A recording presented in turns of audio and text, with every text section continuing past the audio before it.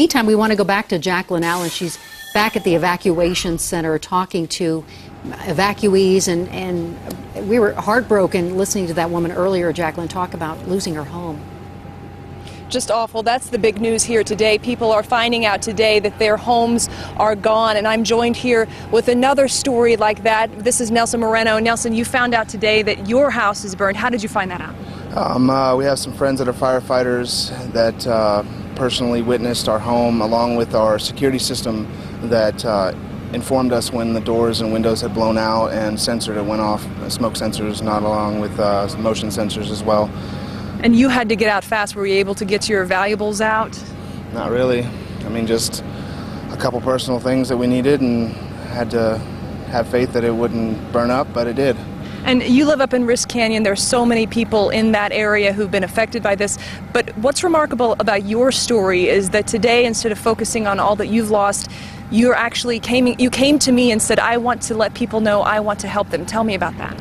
Yeah, all of the people that are worried about evacuating their homes that the fire has not came to yet, I'm able and willing. I have saws and the skill to drop your trees around your house so you don't have as much fuel next to your home as much as possible. If you need help with loading stuff in the vehicle, whatever it takes, I mean, we're here to help.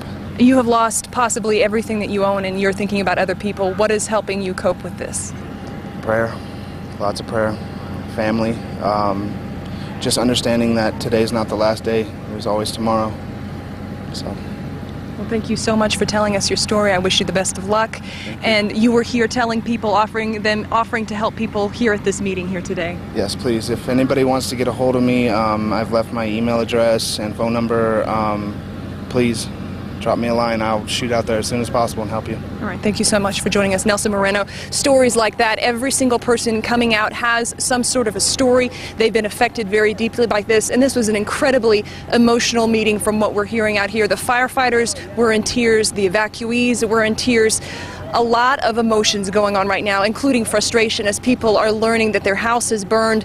And as you said before, Ann, the woman whose horses are still up there, and she's trying to figure out how to get up there to rescue her horses. Obviously, this is a very difficult time for a lot of people. Mike, Ann? Jacqueline, I've got to tell you something. It's so amazing to see this Colorado spirit. Here's someone who's lost their home, but they're willing to drop everything and go back up and help try to save someone else's home. I mean, that is so heartening to see.